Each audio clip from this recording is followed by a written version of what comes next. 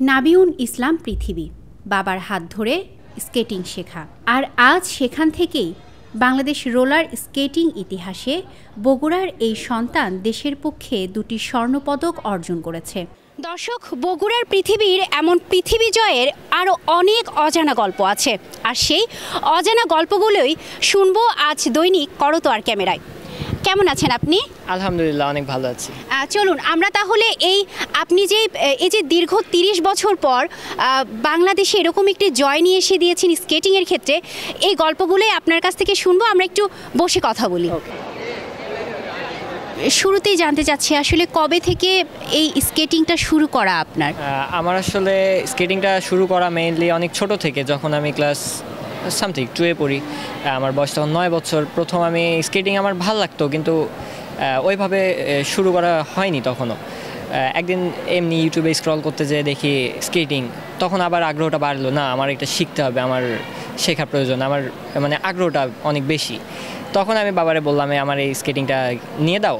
আর আমার বাবা এমনিতে অনেক আগে স্কেটিং করতো এবং পারতো আগে থেকে। তার কাছে আমার মেইন প্রথম শেখা স্কেটিংটা। শেখা শুরু হইলে আমার তখন তো শুধু এখানে পড়ে থাকবো এমনও না। আমি তখন একটু ট্রেনিংয়ের জন্য চলে যাই হচ্ছে ঢাকাতে। ঢাকায় যে আমার আজাদ স্যারের সাথে পরিচয় হয়, আবুল কালাম আজাদ, তার কাছে আমি প্রথম ওখানে যে স্কেটিং শিখি আরও বেটারভাবে। সেখানে শেখার পরে সেখান থেকে এসে অনেকগুলো কম্পিটিশনে অংশগ্রহণ করেছি। তারপরে ন্যাশনালে খেলতে যেয়ে 2টা সিলভার মেডেলও অর্জন করেছি।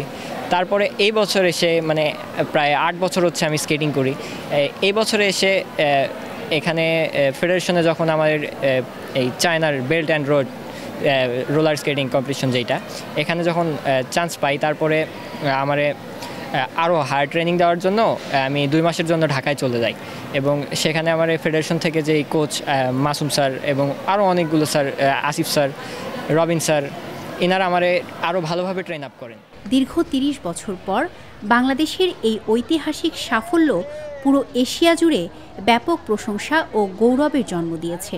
আর পৃথিবীর এই সাফল্য ঘিরে চলছে তার সহপাঠীদের বাঁধ ভাঙা উচ্ছ্বাস। পৃথিবী ভাইয়ের মতো আমি এরকম পুরস্কার জিততে চাই এবং এই রেসটা আমিও খেলতে চাই। পৃথিবী আমাদের ভালো বন্ধু, সে এত দূর পর্যন্ত গেছে, এশিয়া স্কেটিং কম্পিটিশন পর্যন্ত অনেক ভালো করছে, স্বর্ণপদক অর্জন করছে বাংলাদেশের। এটা আসলে অনেক গৌরবময় বিষয়। তবে এই স্কেটিংয়ের ক্ষেত্রে বাংলাদেশে আছে কিছু প্রতিবন্ধকতা, যে প্রতিবন্ধকতাগুলোই স্বর্ণপদক জয়ে অনেকাংশে বাধা হয়ে দাঁড়ায় বলে মনে করেন এই খেলোয়াড়। স্কেটিংয়ের জায়গা বলতে গেলে আমরা যে এই ফেডারেশন রয়েছে, ফেডারেশন যেটা মেইন বাংলাদেশের মেইন ট্র্যাক, যেটা এটাকে আসলে ট্র্যাক বলা আসলেই যায় না, কারণ এটা একটি ফ্ল্যাট ট্র্যাক।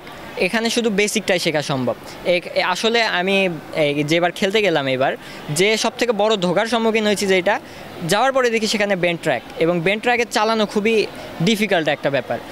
এখানে যদি আগে থেকে প্র্যাকটিস না থাকে, বিভিন্ন দুর্ঘটনা হওয়ার সম্ভাবনা থাকে। যেহেতু বাংলাদেশে এরকম কোনো ট্র্যাক নেই, আমরা করতে পারিনি। সেখানে যাওয়ার পরে আমাদের হুট করে একটি নতুন ট্র্যাকে এসে আমাদের পুরো পরিকল্পনাটা নষ্ট হতে, ভেস্তে যাচ্ছিল একদম। কিন্তু তাও যে 2 দিন ওখানে আমরা প্র্যাকটিস করার সুযোগ পেয়েছি, আমাদের ট্রেনার আমাদেরকে ওখানে অনেক গাইড করেছেন, এবং তার ফলে আমরা এই পর্যন্ত আসতে পেরেছি।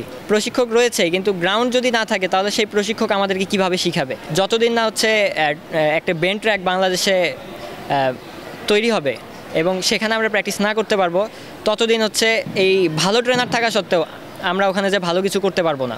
স্কেটিং আসলে বাংলাদেশে একটি সুন্দর একটি খেলা, এবং বিশ্বের বুকেও এটার অনেক প্রচলন রয়েছে। এবং এটি কিন্তু কিছু টিকটকাররা রয়েছে যারা রাস্তাঘাটে দৌড়াদৌড়ি করে এবং অনেক রিস্কি কলাকৌশল দেখায়, যারা আমাদের মতো পেশাদার স্কেটার, তাদের অনেক বদনাম হয় এই দিক থেকে, কারণ তাদের কারণে আমাদেরকে মানুষ খারাপ চোখে দেখে।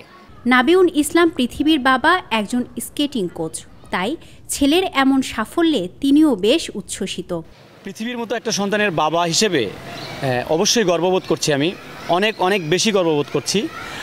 তবে তার চাইতে যেটা বেশি বলবো, যে একজন প্রশিক্ষক হিসেবে আমার কাছে আমার বাচ্চা যেমন, আমার সবগুলো স্কেটারই তেমন। আমার বর্তমানে প্রায় 250-র মতো স্কেটার রয়েছে। সবার কাছে আমার একই দৃষ্টিভঙ্গি মনে হয়, এবং পৃথিবী যেমন সুযোগটা পেয়েছে, আমি মনে করি প্রত্যেকটা বাচ্চা এরকম স্কিলফুল, কিন্তু আমরা আসলে যথাযথ সুযোগ তাদের করে দিতে পারছি না। তো তারপর নিজেকেও অবশ্য অনেকটা তৈরি হতে হয়। পৃথিবী অনেক পরিশ্রম করেছে, যার কারণে হয়তো এই পর্যায়ে এসেছে। ও সেই দ্বিতীয় শ্রেণী থেকে স্কেটিংয়ের সাথে জড়িত। করতোয়া মাল্টিমিডিয়া স্কুল অ্যান্ড কলেজের 10ম শ্রেণীর ছাত্র পৃথিবী জানান, শুধু তার বাবা নয়, বরং স্কুলের শিক্ষকরাও জুগিয়েছেন অনুপ্রেরণা। আমি যাওয়ার আগে সেই টাইমে আমার প্রি টেস্ট পরীক্ষা চলছিল। প্রি টেস্ট পরীক্ষা যেহেতু স্কুলের পরীক্ষা, এই কারণে স্কুল থেকে আমি ফুলি সাপোর্ট পেয়েছি। আমি পরীক্ষা পরবর্তীতে দিয়েছি, এটার জন্য আমার কনসিডার করা হয়েছে যে তুমি পরীক্ষাটা পরে দিতে পারবা, কিন্তু আলাদা কোশ্চেনে দিতে পারবা। এই দিক থেকে আমি সাপোর্ট পেয়েছি এবং স্কুল থেকে আরও অনেক সহযোগিতা পেয়েছি, সাপোর্ট করেছে এবং বিভিন্ন আমার খোঁজ খবরও নিয়েছে। আমরা এদের খেলাধুলায় অংশগ্রহণ করার জন্য কোনো রকম ব্যত্যয় সৃষ্টি না হয়, বাধার সৃষ্টি না করে, এভাবেই ব্যবস্থাটা নেই যে যদি পরীক্ষা থাকে তাহলে এরা পরীক্ষাটা পরে দেবে, ভিন্ন প্রশ্নপত্রে আবার নতুন করে তার পরীক্ষা নেওয়া হয়, ভিন্ন সময়ে ভিন্ন রুটিন করে, কিন্তু খেলাধুলায় যেন কোনো সমস্যার সৃষ্টি না করে। পৃথিবী আমাদেরকে গৌরবান্বিত করেছে, আমার পুরো প্রতিষ্ঠানকে সারা দেশ এবং পৃথিবীর বুকে আমাদেরকে পরিচিত করেছে। এজন্য আমি আমার প্রতিষ্ঠানের পক্ষ থেকে ওকে মোবারকবাদ জানাচ্ছি। পৃথিবীর এখন একটাই চাওয়া, বিশ্বের দরবারে স্কেটিংয়ের মাধ্যমে বাংলাদেশকে আরও গৌরবময় সম্মান এনে দেবার। স্কেটিং নিয়ে আমার ভবিষ্যৎ পরিকল্পনা আসলে অন্যরকম ছিল। ছোটোবেলা থেকে আমার ফ্যামিলির সবাই আমার পাইলট বানাতে চাইতো, আমি নিজেও হইতে চাইতাম, কিন্তু পরিস্থিতির অন্যদিকে ঘুরে যাওয়ার কারণে এখন স্কেটিংয়ের প্রতি আমার আলাদা একটা ভালোবাসা জন্মেছে। এই সব কিছুর কারণে এখন দেশবাসীর যেহেতু এত সাপোর্ট পাচ্ছি, আমি এখানেই নিজের ক্যারিয়ার গড়াইতে চাই। বাংলাদেশের হয়ে আমি বিশ্বের মঞ্চে বাংলাদেশকে আরও উঁচু পর্যায়ে নিয়ে যেতে চাই।